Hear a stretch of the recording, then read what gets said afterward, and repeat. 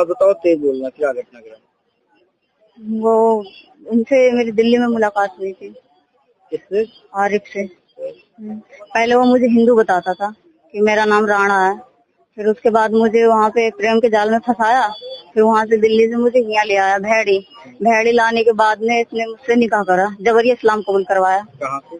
आला हजरत के यहाँ जबरिया इस्लाम कबूल करवाने के बाद ये मुझे 1 साल रखा, ऐसी टॉर्चर कर करके रखता रहा। मैंने कोई बात नहीं, चलो रख गया तो कोई बात नहीं, चलो एक दिन संभल जाएंगे, ठीक है। फिर उसके बाद इसके भाई के बहुत गंदे नेचर थे।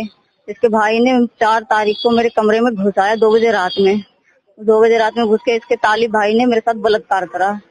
फिर उसके बाद अगले दिन सुबह को आया आरिफ, तो मैंने उन्हें बताया ये बात को कि तुम्हारे भाई ने ऐसा ऐसा संग करा। तो इन लोगों ने अपने भैया और पापा के संग मिलके सलाह करके इन्होंने बोला कि अगर साली तूने अगर मुंह खोली जरा सा भी तो मैं तुझे जला के राख कर दूंगा, जिंदा नहीं छोड़ूंगा, तुझे मैं मार दूंगा।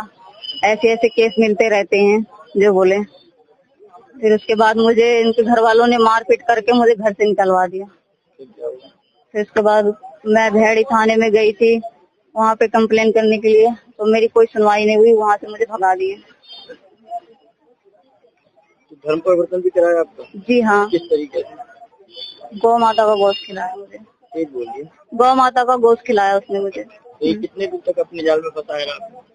लगभग 1.5 साल। हाँ। आप क्या चाहती हैं? अब मैं ये चाहती हूँ उसे सजा मिले। हाँ। क्या और भी लड़कियों को ऐसे फंसा सकता है वो? जी हाँ। जी।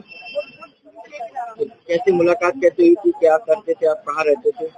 मैं दिल्ली में रहती थी, तो मेरे कमरे के बराबर में वो भी रहता था, मेरे कमरे के बराबर में मैं भी रहती थी।